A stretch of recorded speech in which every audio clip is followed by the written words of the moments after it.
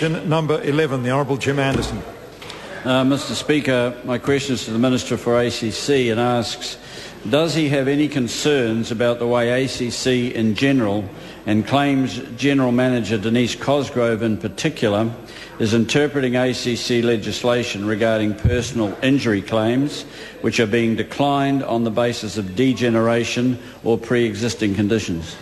The Honourable Tony Ryall. Mr Speaker, on behalf of the Minister for ACC, no, I have no concerns about any individual ACC employees. However, I have stated my concern as to the number of complaints I am receiving from members of Parliament and the public, and have given ACC very clear instructions that where elective surgery is required as a consequence of accidents, it needs to fairly meet those legislative obligations. ACC has commenced an internal review of the decision-making process, and this will include consultation with key external stakeholders and is expected to conclude in March next year. The Honourable Jim Anderton. Mr Speaker, will claims by specialist orthopaedic surgeons that ACC uses a group of retired or general surgeons to decline claims on the basis of pre-existing conditions or degeneration on X-ray or scan results only without ever seeing the patient be part of the ACC review process?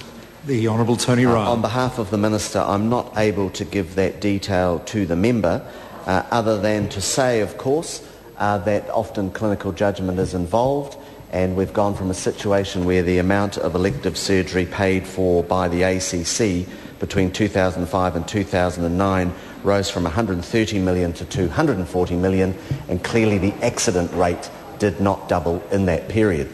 Thank you, Mr. Speaker.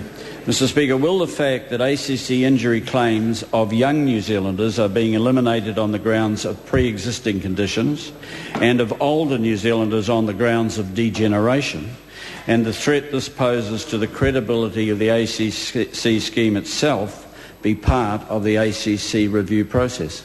The Honourable Tony Ryall. Mr Speaker, I know what will be part of the ACC process is reviewing the various trends, and what we are able to advise the member is that 80% of such claims are being accepted, and the ACC expects to fund over 37,000 elective procedures this year.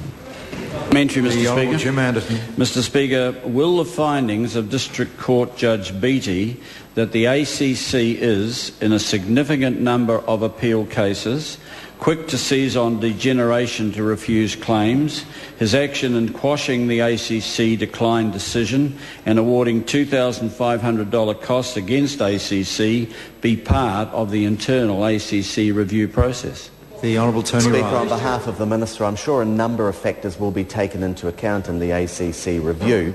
What should also be taken into account is the fact that between 2005 and 2009, the cost of elective surgery of ACC increased from 130 million to 240 million, and I think the member would accept that there wasn't a proportionate increase in accidents during that period.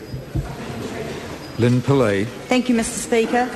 Given that Denise Cosgrove was one of the people who insisted that ACC was correct when for nearly a year they turned down 90% of sexual abuse claims, and the Minister admitted months later that ACC had handled the issue badly, will he be saying in several months' time that ACC has handled surgery claims badly as well? The Honourable Tony Ryall. Oh, Mr Speaker, on behalf of the Minister, well, that's a hypothetical question. What we do need to do is make sure that there is a review that tries to understand why. In 2005, we were paying about $130 million for elective surgery. 5 years later, the levy payers are paying $240 million for elective surgery, but the accident rate certainly didn't grow by that much. Question number 12, Colin King.